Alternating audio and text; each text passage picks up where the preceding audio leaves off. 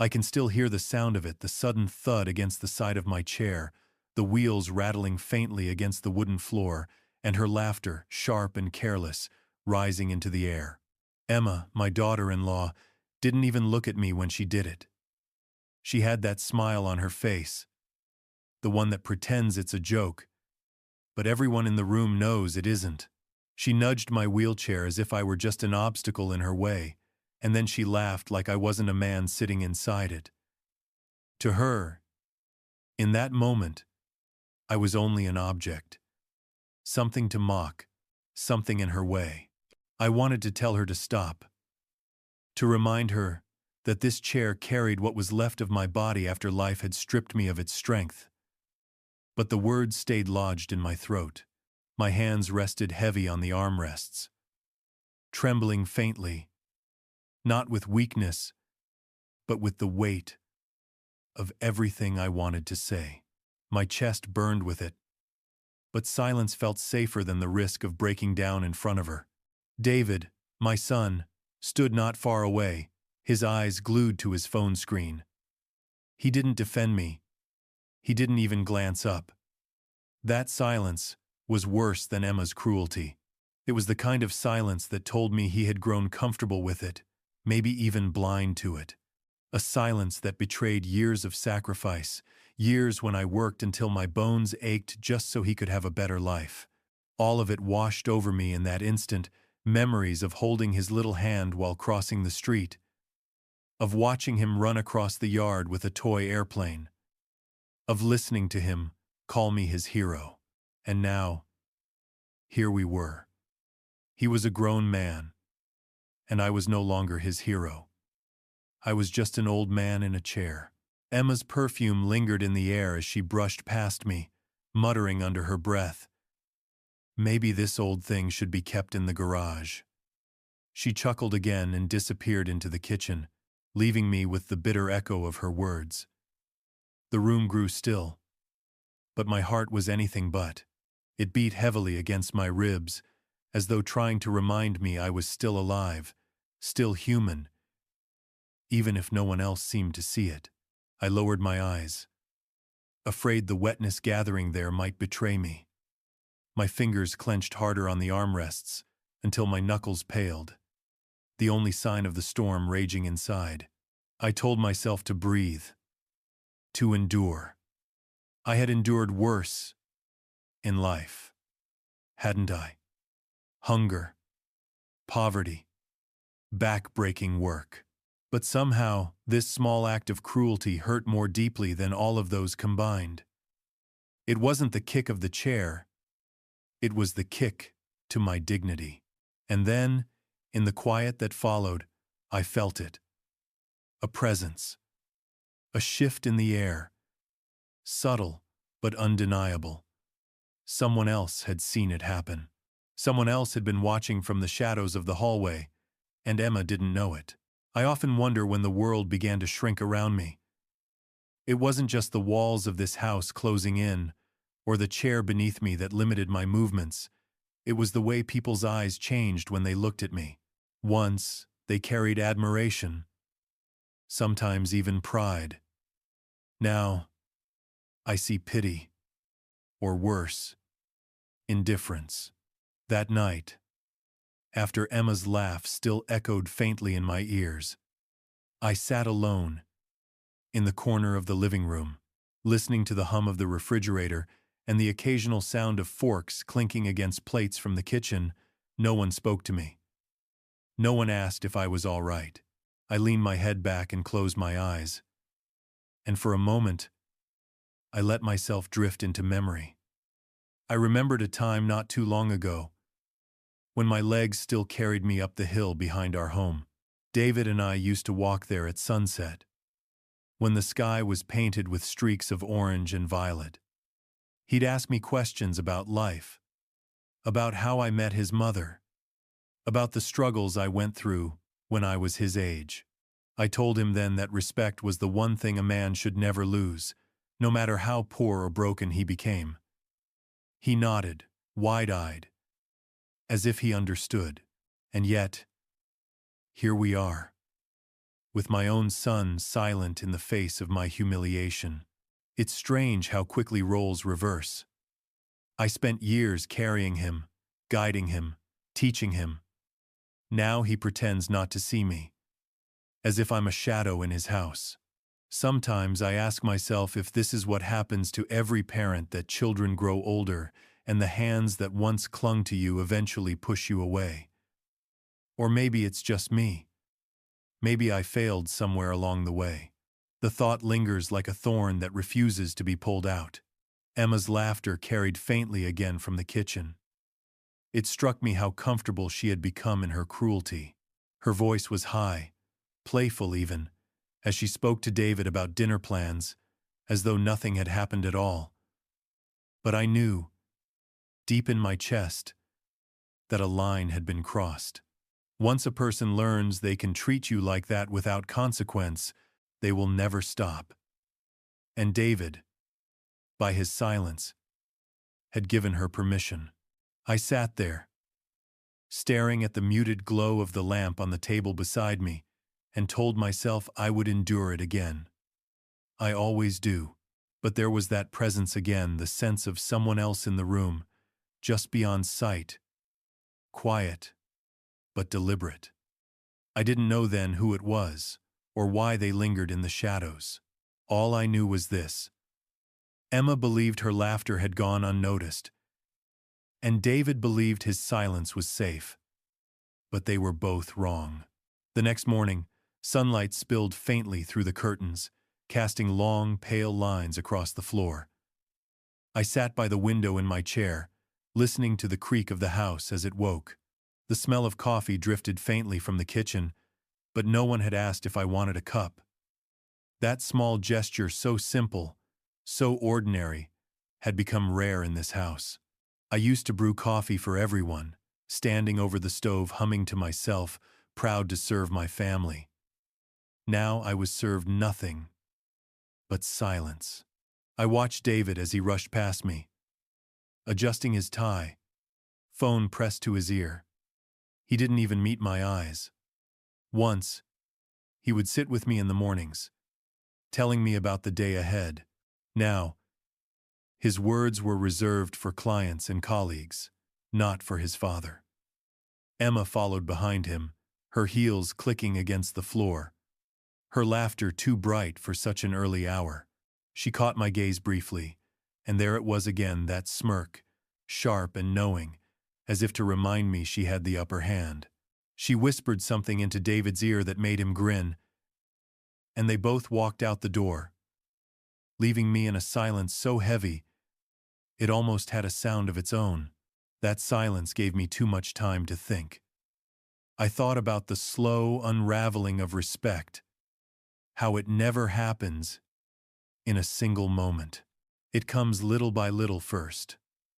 A forgotten greeting, then a dismissive tone, then laughter at your expense.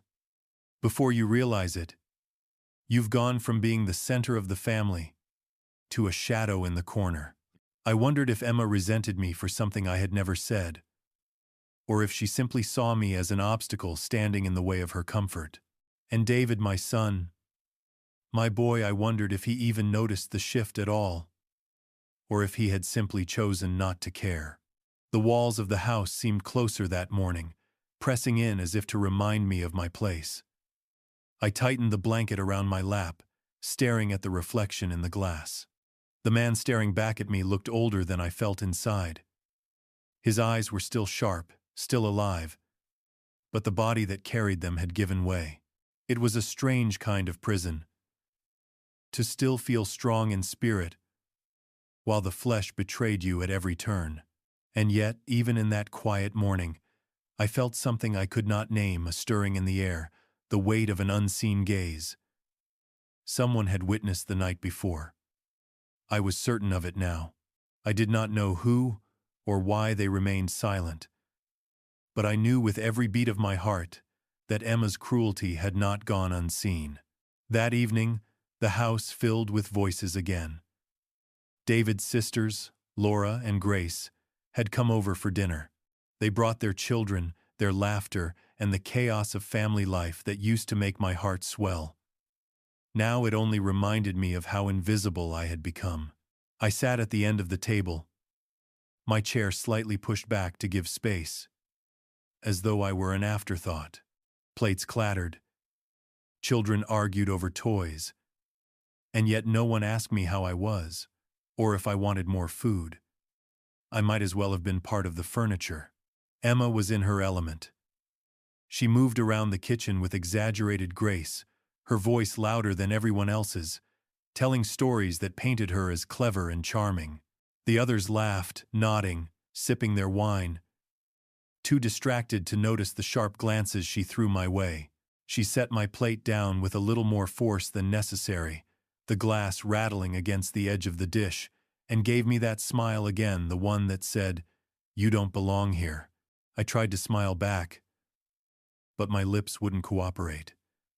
My appetite had left me the moment I heard her laughter echo in my head. Instead, I watched my grandchildren. Little Matthew, no more than 8, leaned against his mother's arm and whispered something, his eyes darting toward me. Grace hushed him quickly, pressing a finger to her lips. That small moment caught me like a hook in the chest. Children see things we adults try to ignore. They feel the tension in the room, the way some words carry knives, even when they're spoken with smiles. Maybe Matthew had seen more than anyone realized. Laura raised a toast, her glass lifted high. "To family," she said brightly. Everyone echoed the words, their voices warm, but I noticed David's hesitation before he joined in. He didn't look at me. He didn't even look at Emma. His eyes lingered on the table, as though the weight of something unspoken pressed heavily on him. I wondered if guilt had begun to creep into his heart, or if it was just wishful thinking on my part. The dinner went on, laughter and conversation filling the air, but I remained silent. Every so often, I felt it again, that quiet presence. It wasn't Matthew this time. It wasn't the children. Someone else had seen, someone older, someone who understood. My heart beat a little faster with the certainty of it. I couldn't name them yet, but I knew I wasn't as alone in my humiliation as Emma believed. I stared at the flickering candlelight on the table, the flames bending slightly with the drafts in the room, and I thought, shadows always reveal more than words, and somewhere in those shadows, someone was waiting to speak. After the guests left and the house fell quiet again, I sat by the window, watching the headlights of cars fade into the distance. The laughter from dinner still clung to the walls, but for me, it had been nothing but noise, a reminder of how far I had drifted from the center of the family I once built with my own hands. My plate was still half full on the table. No one noticed. No one asked. Hunger wasn't the ache that troubled me most. It was the hollow feeling of being forgotten. David came into the living room later, loosening his tie, rubbing his forehead as though the evening had drained him. For a moment, I thought he might speak to me. His eyes even flickered toward mine, uncertain, searching. But then, Emma's voice called from the kitchen, sweet and commanding at once, and he turned away. "Coming," he answered, his footsteps fading into the next room. My chest tightened as I realized how easily he obeyed her, how quickly he left me behind. The clock ticked loudly in the silence. Each second seemed to stretch, heavy and unforgiving. I closed my eyes, but instead of rest, I found memory.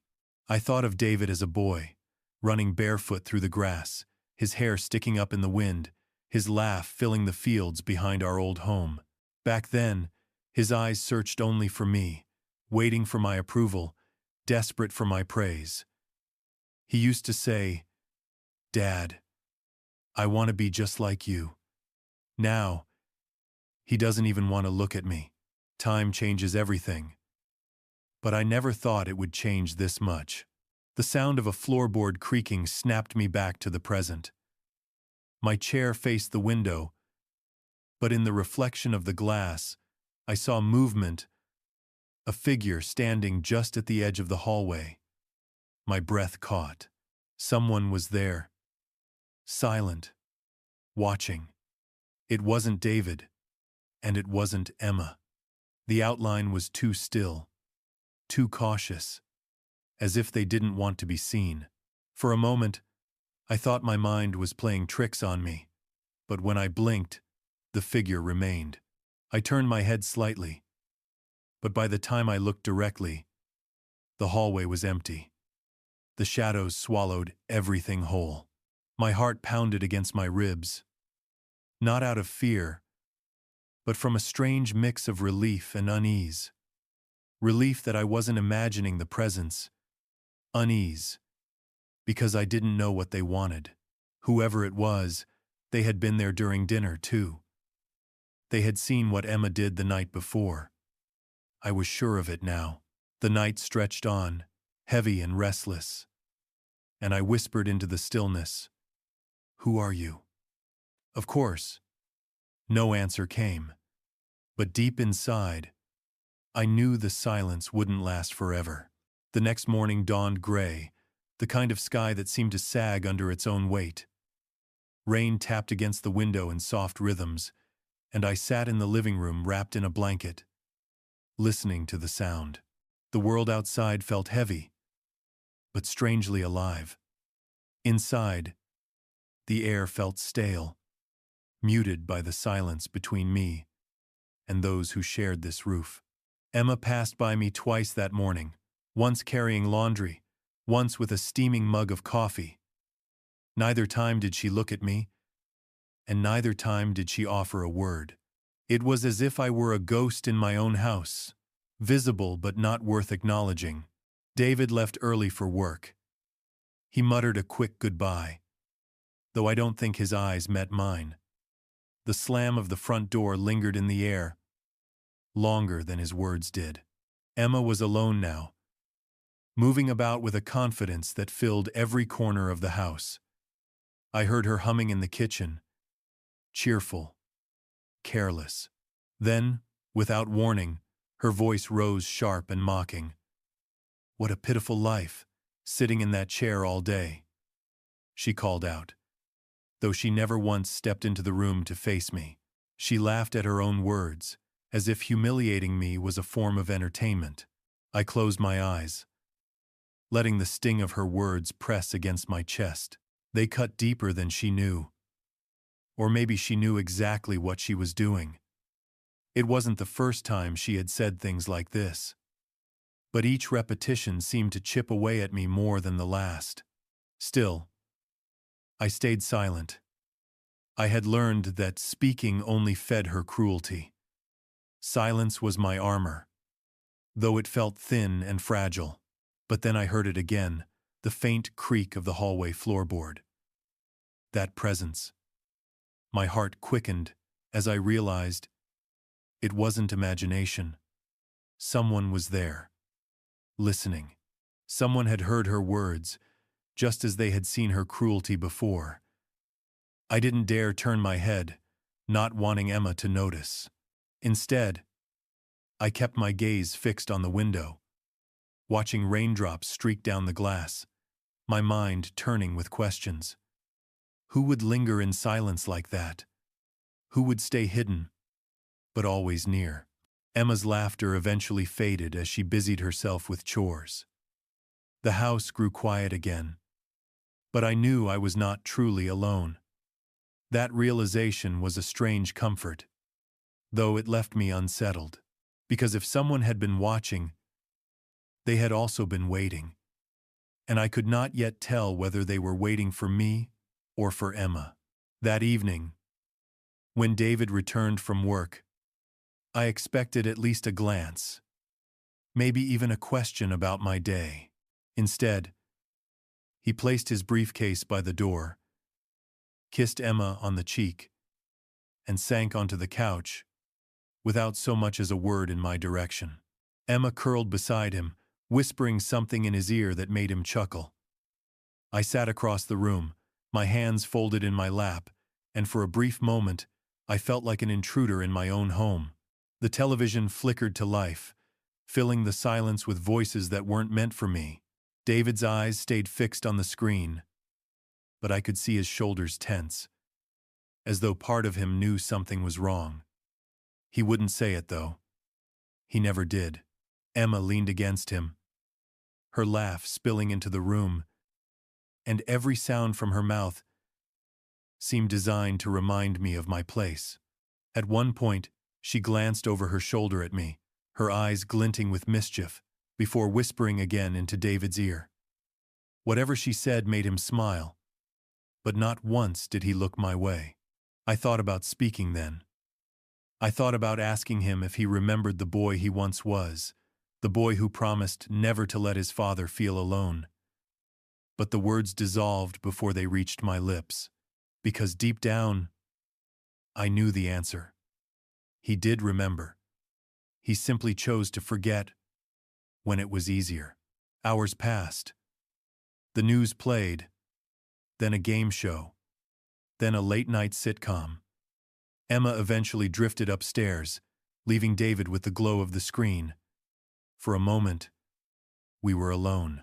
I wanted to seize it, to bridge the silence. But his phone buzzed, and he disappeared into the kitchen, leaving me staring at the empty couch where he had Saturday. My chest felt heavier than it had all day. I turned my chair slightly toward the hallway, and that's when I felt it again. That presence. A figure, faint in the dim light, standing where the shadows deepened near the stairs. I could almost make out the outline of a face. Watching, listening. My breath caught, but I stayed still, afraid that if I moved too quickly, the figure would vanish like smoke. Whoever it was, they weren't here for David or Emma, they were here for me. And for the first time, I realized their silence might not be hesitation. It might be protection. I whispered into the dimness, my voice almost trembling. "Why don't you step forward?" But the hallway gave me no answer. Only the sound of the television filled the room, while the watcher lingered, patient as ever. Sleep didn't come easily that night. I lay in my chair, the blanket pulled up to my chest, listening to the distant hum of the refrigerator and the occasional groan of the old house settling into its bones. Every creak and whisper in the dark kept me awake, but it wasn't fear that held my eyes open. It was the certainty that I was not alone. Somewhere in that silence, someone lingered. I could almost feel their eyes, steady and unblinking. The moonlight stretched through the curtains, silvering the room in faint light. I stared at the shadows on the wall, and they seemed to shift when I blinked, taking the vague shape of a person leaning quietly near the hallway. I rubbed my eyes, but the shape was still there. I didn't call out. Not because I was afraid, but because I didn't want to break the strange spell of that moment. Whoever it was had seen enough already. They knew more than they let on. Emma's voice drifted down from upstairs, sharp, impatient. I heard her complaining to David about money, about bills, about how long she was forced to share a home with me. Her words cut through the ceiling like knives. "He's just taking up space, David. Space we could use."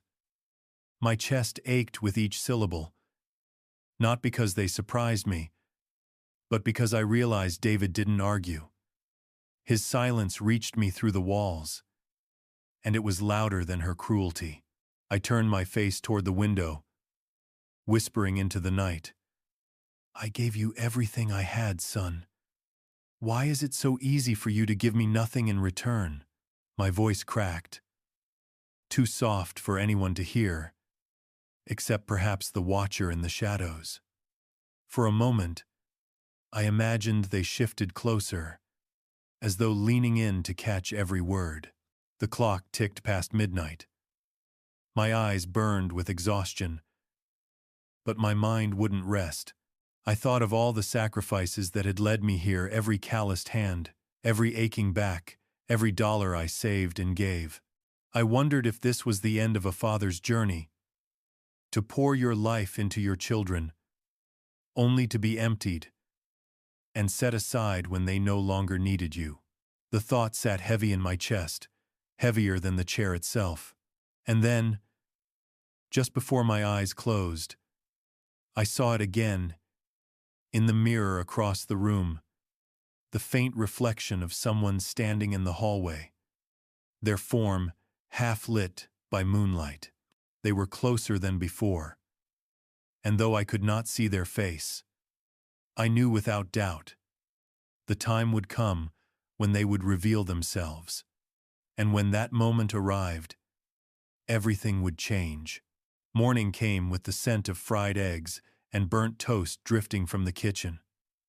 Emma's voice rose above the clatter of pans, bright and cheerful, but every word carried an edge. "David, don't forget we're meeting the realtor today," she said, as though she wanted me to hear. This place would be perfect without all the extra baggage. Her laughter followed, sweetened only for his ears, but bitter to mine. David gave a tired grunt in response. He walked past me with his coffee in hand, dressed in a crisp shirt and polished shoes. I searched his face for even a flicker of guilt, some sign that her words had unsettled him, but he kept his gaze fixed on the floor. My son had mastered the art of looking away, and each time he did, it hollowed me a little more. I shifted in my chair, adjusting the blanket across my legs, and tried to swallow the knot in my throat. I wanted to remind him of a different morning years ago, when he was small, and I carried him on my shoulders to watch the sunrise. He used to rest his chin on my head and say, "Dad, when I grow up, I'll take care of you." The memory was sharp and alive in me, but to him, it seemed to have vanished like smoke. Emma breezed past, her perfume leaving a trail behind her. She glanced at me briefly, her smile thin, her voice low enough so only I could hear. "Don't worry, old man. Soon you'll have all the quiet you want." She laughed under her breath and continued out the door with David at her side. The sound of the car engine starting was like a door slamming on my heart. The house settled into silence once again. I stared at the clock on the wall, listening to its steady rhythm, and tried to remind myself that silence wasn't always empty. Sometimes it held secrets. Sometimes it held truth. And there it was again, the faint creak in the hallway. My eyes darted toward the sound, and for the briefest moment, I caught sight of movement. Not just a shadow this time, but a hand, slender and pale, resting lightly on the doorframe before pulling back into the dark. My pulse quickened. Whoever this presence was, they were no longer content to simply observe from afar. They were closer now, closer than they had ever been. I knew, with a certainty that chilled me to the bone, that the silence in this house was no longer mine alone to bear. That night, the air in the house felt heavier than usual, as if the walls themselves were listening. David had gone upstairs early, exhausted from work, leaving Emma to tidy up in the kitchen. I sat in the living room, the lamp casting a dim circle of light around me, the rest of the house swallowed in shadow. My wheelchair creaked softly as I shifted, the sound far too loud in the stillness. I felt the weight of eyes again. And this time, I knew I wasn't imagining it. The presence revealed itself at last. From the corner of my eye, I caught the faintest movement. Slowly, I turned my head toward the hallway. And there, half hidden in the dark, stood Grace, my eldest daughter. Her face was pale, her expression unreadable, but her eyes were fixed on me. She hadn't spoken, hadn't stepped forward, but the truth was plain. She had been watching all along. Every cruel word Emma had thrown, Every silence David had allowed, Grace had seen it.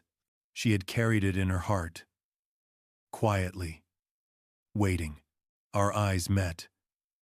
And for a moment, I felt something I hadn't felt in a long time seen. She pressed a finger gently to her lips, a signal for silence. And then she disappeared back into the dark, leaving me trembling with questions. Why hadn't she spoken up sooner?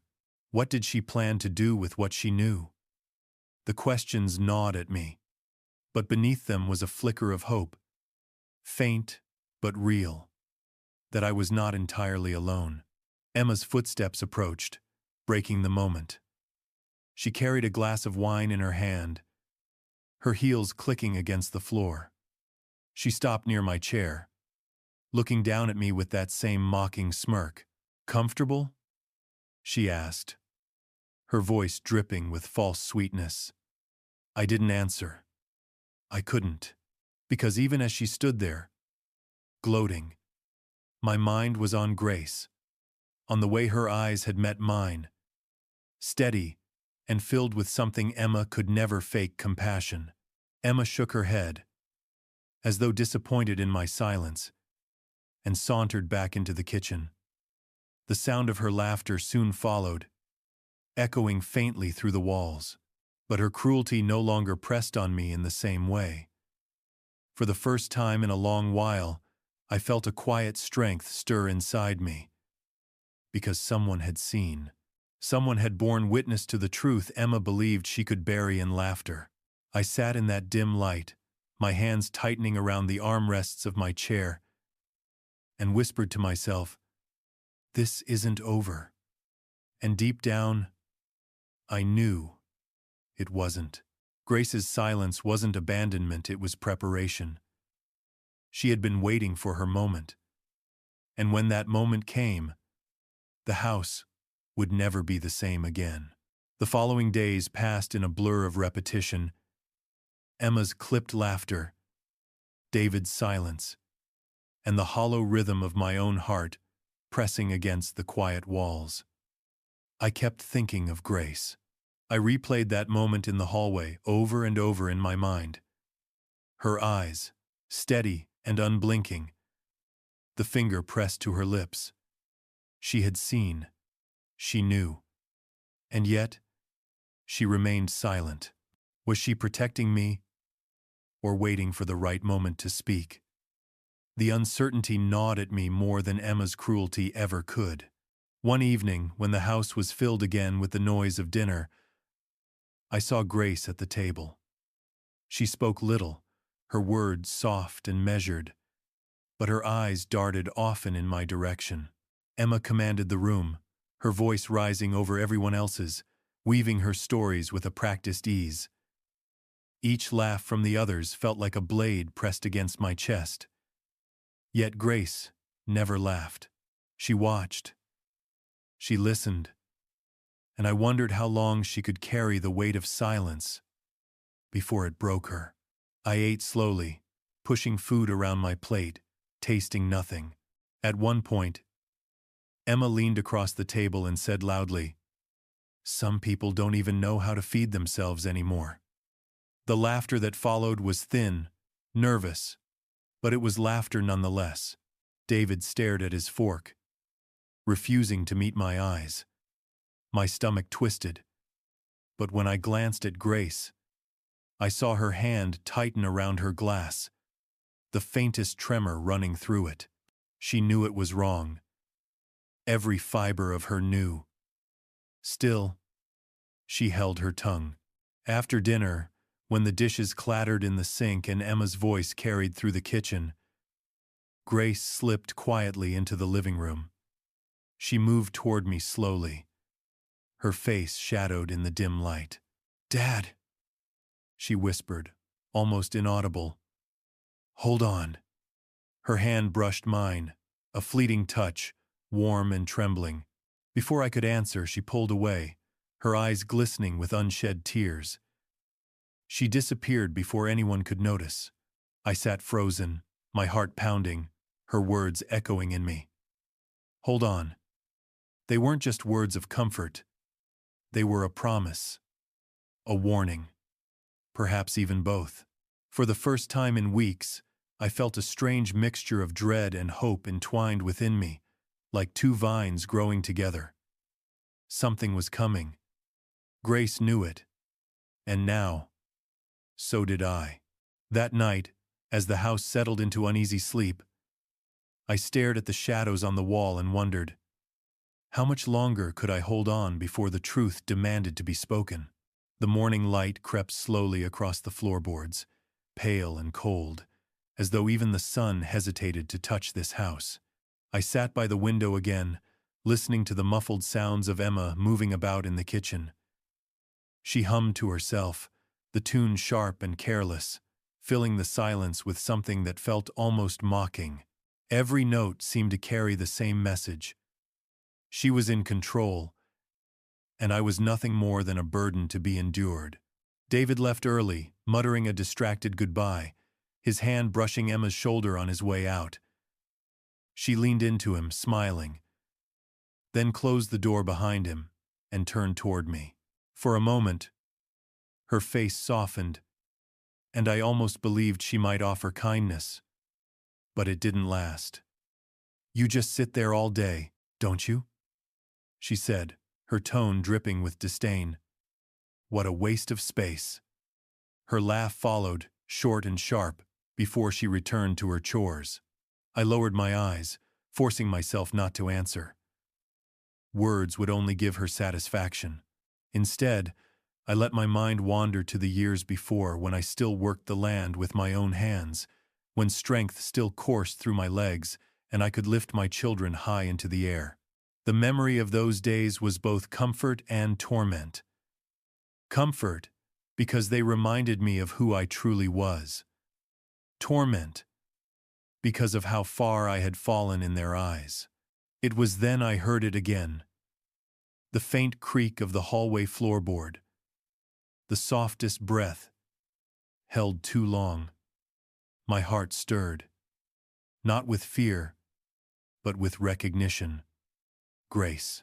She was there, hidden from Emma's view, standing just beyond the frame of the doorway.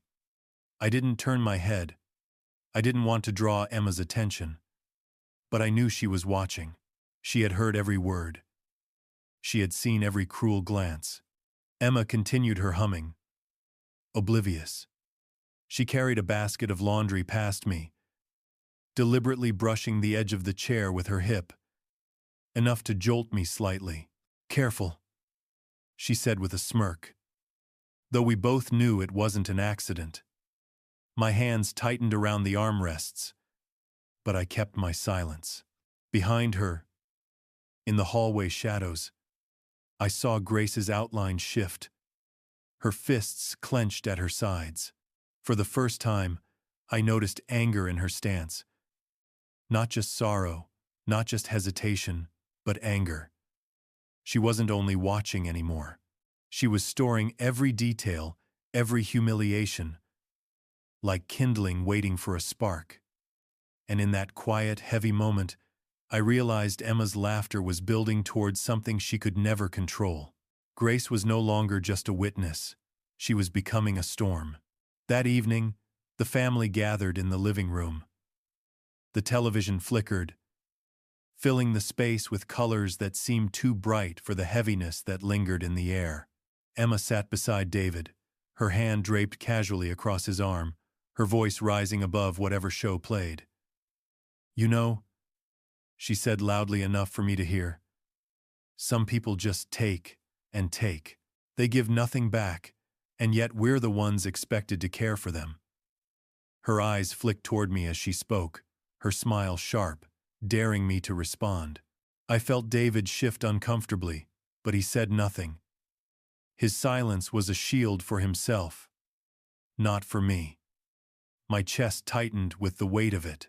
I wanted to cry out, to remind him of every sacrifice, every sleepless night I worked, so he could eat, so he could study, so he could live the life he had now. But my throat closed, and only silence escaped me. Emma laughed again, satisfied with the sting of her words.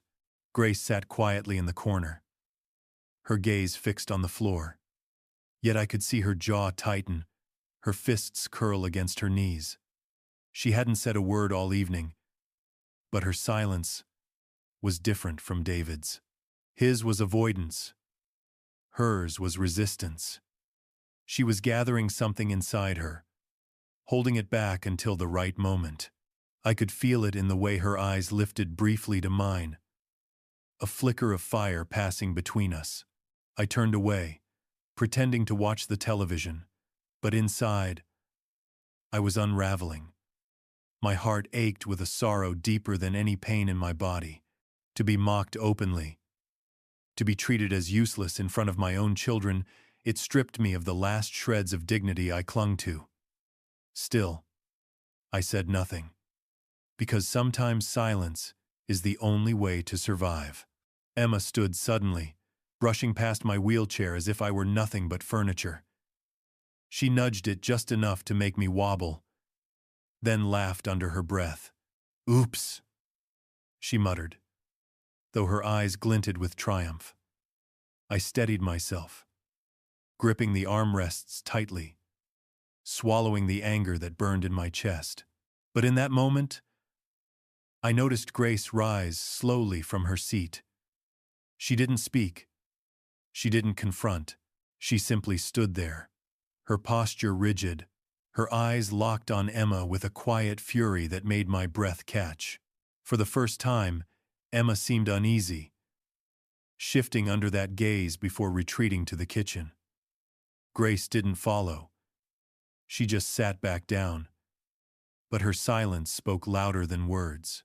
That night, as I lay awake, her eyes haunted me. They were no longer the eyes of a daughter weighed down by sorrow. They were the eyes of someone preparing for battle. The next morning carried a strange stillness, the kind that feels heavy, even before anyone speaks. I sat by the window as always, watching the pale light creep across the yard, listening to the sound of Emma clattering dishes in the kitchen. Her humming carried through the house again, bright and false, the kind of tune that made my chest ache.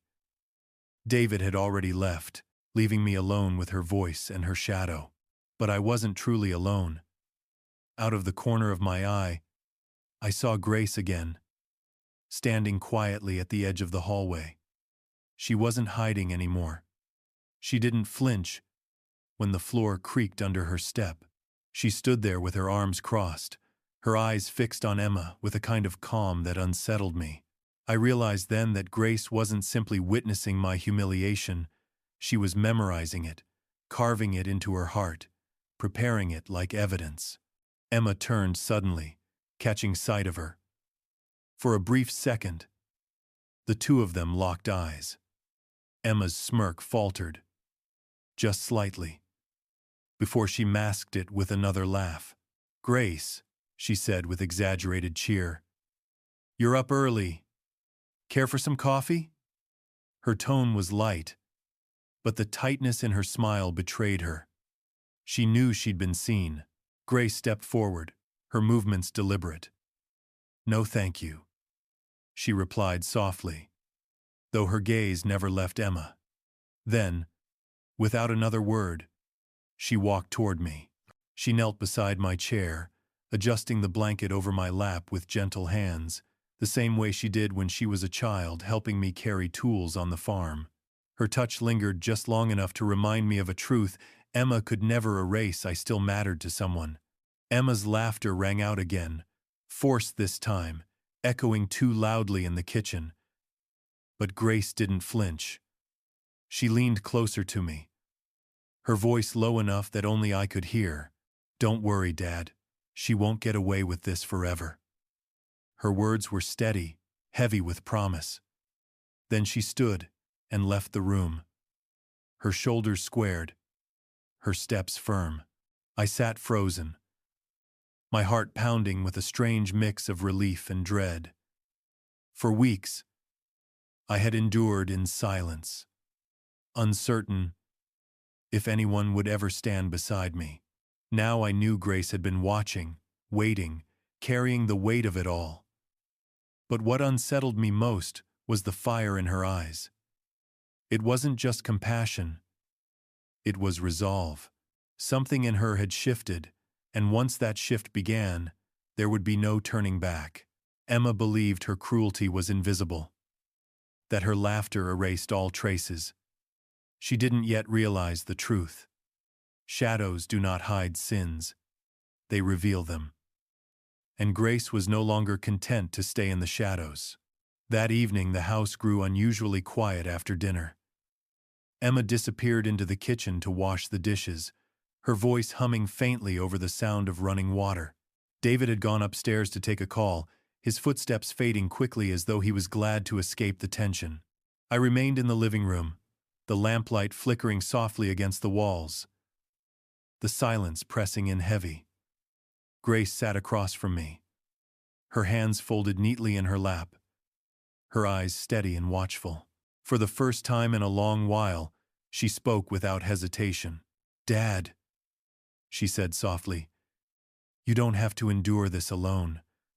Her voice trembled, but there was steel underneath it, a quiet strength that carried more weight than any outburst.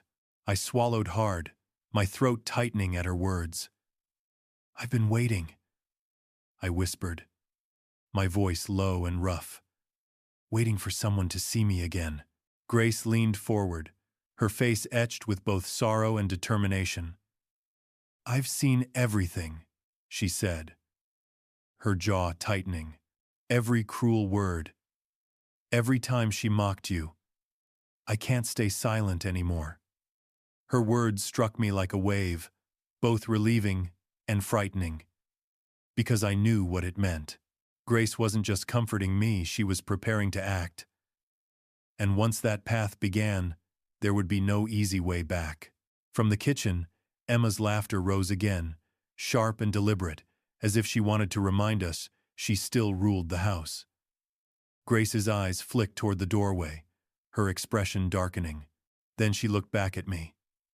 "You deserve better than this," she said. Her hand brushed mine gently, the same way she did as a child when she needed reassurance. But this time, it was me drawing strength from her touch. I felt a swell of gratitude, heavy and overwhelming, but also fear. "Be careful," I whispered. "She won't stop until she gets what she wants." Grace held my gaze, her eyes unblinking. "Neither will I," she answered. Then she rose quietly, her movements calm and deliberate, as though she didn't want Emma to hear the resolve in her steps. I sat there long after she left the room, the words echoing in my chest. For the first time, the silence of this house felt different, not empty, but charged, alive with something waiting to break free.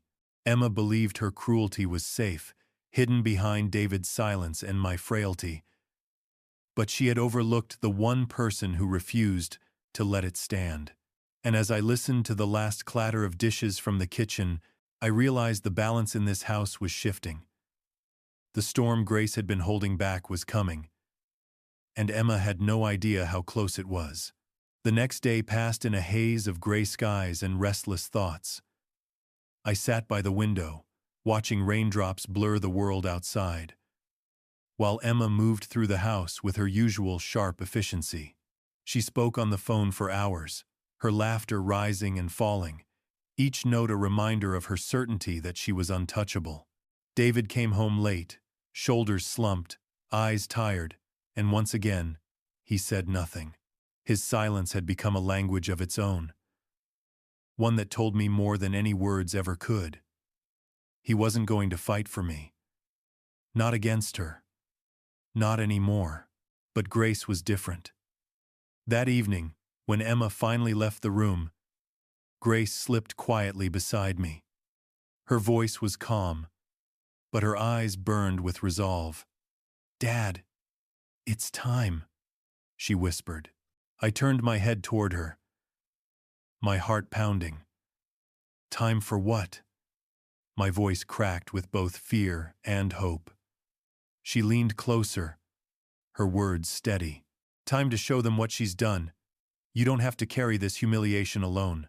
I hesitated, doubt clawing at me. For so long, silence had been my only defense. Speaking up felt dangerous, like stepping out onto thin ice. But Grace's eyes held mine with a steadiness I hadn't seen since she was a little girl, standing up to the bullies at school. That same fire burned in her now. Stronger, sharper. She thinks no one sees, Grace continued. But I've seen it all. And so have others. She won't laugh when the truth comes out. I wanted to believe her. I wanted to let her carry the weight I could no longer bear.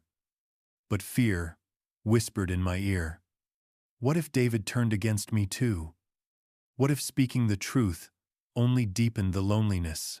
My hands trembled on the armrests, torn between hope and despair. Grace noticed and laid her hand gently over mine. Trust me, she said softly. I won't let you fall. From the kitchen, Emma's voice rang out, calling David's name with that sharp, possessive tone. Grace pulled away, straightening her shoulders as Emma entered the room. Emma's eyes flicked between us, suspicion flickering in her smile. What's all this? She asked lightly, her words edged with something colder. Grace didn't answer. She simply stood tall, her silence louder than any accusation. Emma laughed, shaking her head as though dismissing us both, and walked away. But I saw the unease in her eyes, just for a moment, like a crack in polished glass. Grace had unsettled her, and she knew it. That night, as the rain tapped against the windows and the house settled into uneasy quiet, I realized something had shifted. The silence was no longer mine alone. Grace had broken it, and soon Emma would have to face what she had tried so hard to hide. The following Sunday, the family gathered in the living room after dinner. The table still carried the scent of roasted chicken and bread, but the warmth of the meal had long since faded. David sat stiffly in his chair, his eyes on the floor. Emma, as always, held the room, her laughter sharp and rehearsed, her words cutting without ever sounding cruel to anyone but me. She believed she was untouchable, wrapped in the silence of those who refused to confront her. But that evening, Grace moved differently. She stood near the fireplace, her arms crossed, her eyes following Emma with an intensity that made even David shift uneasily. I sat in my chair, my heart pounding, sensing the storm building in the air. I had lived long enough to know when something was about to break. Emma poured herself another glass of wine, her smile smug as she glanced at me. "Careful with that chair, old man," she said, her voice bright with mockery. "Wouldn't want you rolling into the fire." She laughed at her own joke, expecting the others to follow. But the room stayed quiet. Even David didn't smile this time. The silence pressed against the walls, thick and suffocating. It was then that Grace stepped forward. She didn't raise her voice, but the firmness in her tone cut through the silence like a blade. "Enough, Emma."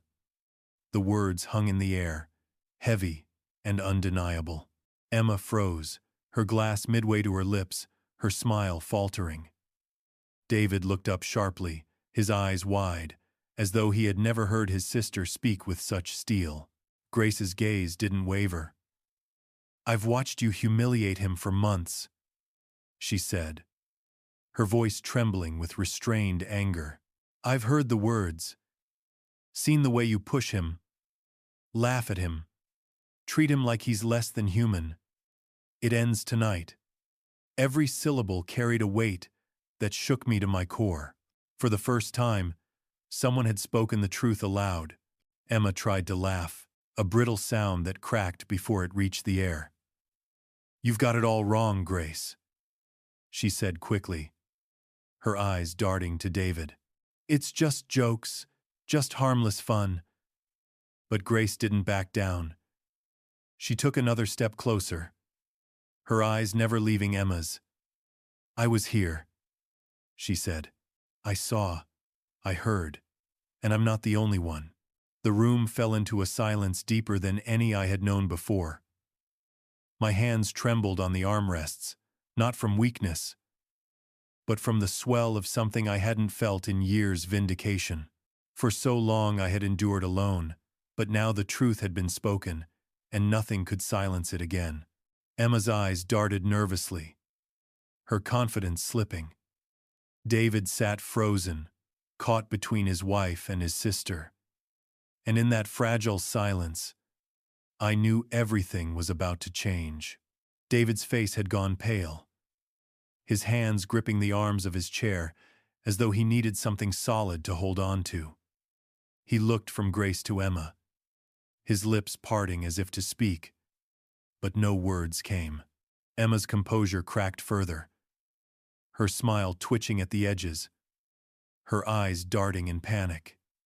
She set her wine glass down with a sharp clink that echoed louder than it should have.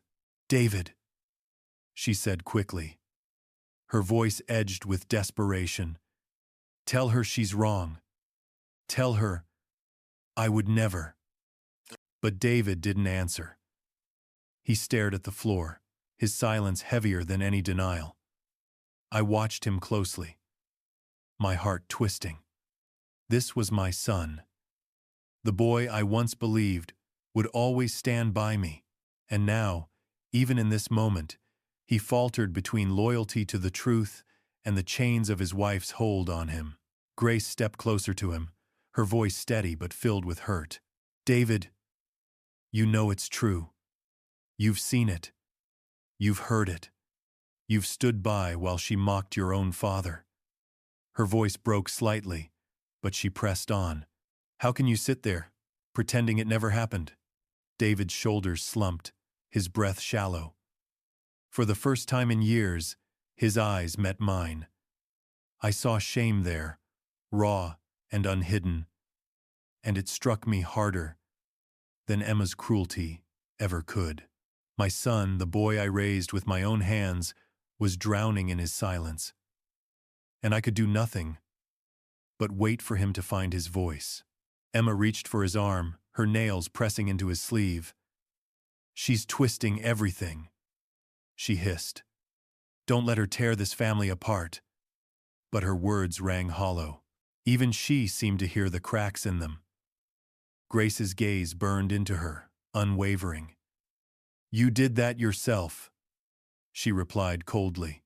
The room was so quiet I could hear the clock ticking on the wall. Each second stretched, unbearably long, as I waited for David to choose. I wanted to shout, to demand he finally see me, to remember who I was to him. But my throat closed with emotion, leaving me voiceless. All I could do was hold his gaze and pray he found the courage I no longer had. Finally, David exhaled, his voice barely more than a whisper. I should have stopped it." His words trembled, but they carried the weight of a confession. Emma recoiled, her eyes wide with disbelief. "What are you saying?" she demanded. But the truth had already broken through. His silence had shattered, and there was no repairing it. I sat frozen in my chair, my chest heaving, tears burning in my eyes. Grace had forced open the door I had kept shut for too long, and now, the question that hung in the air was no longer about Emma's cruelty. It was about what my son would do next. Emma's face flushed red, her voice rising in panic. "David, you can't mean that. You're just tired, confused. Don't let her fill your head with lies." She clutched at his arm, her nails digging in, desperate to reel him back into her grasp. But David didn't look at her. His eyes stayed fixed on me, wide and glistening, as though he was finally seeing me after years of looking away. "I let it happen," he said, louder this time, his voice breaking. "I heard every word. I saw everything, and I did nothing." His voice cracked on the last word, and he lowered his head, covering his face with his hands. The shame was too heavy to hold upright. My heart ached, torn between sorrow for the years of silence and relief that the truth was finally spoken aloud. Emma's composure collapsed. "Are you really going to turn against me for him?" she demanded, her tone sharp, almost frantic. "After everything I've given you? After all we've built?" Her words rang hollow in the tense air, clattering like stones against glass. Grace stood nearby, her arms folded, her expression stern. "You built nothing," she said evenly. "Dad built everything, and you've been tearing it down piece by piece." Emma spun toward her, anger flashing in her eyes, but Grace didn't flinch. The room was hers now. For the first time, Emma's power faltered in the face of someone who refused to bend. I sat quietly, my chest rising and falling with shaky breaths, unable to stop the tears from slipping down my cheeks. This was the vindication I never thought I'd live to see. David finally lifted his head, his face pale and wet. He turned to Emma, his voice low, trembling, but firm. "You mocked him, laughed at him, treated him like he was nothing. And I let you. I betrayed him too." The word struck me harder than I expected. To hear my son confess it so plainly was both a wound and a balm. The wound of his silence, the balm of his honesty. Emma recoiled, her lips parting in shock. For once, she had no clever retort, no dismissive laugh. The silence that followed was heavy, pressing on all of us. I gripped the armrests of my chair, my heart pounding with both dread and hope. Something had shifted irrevocably.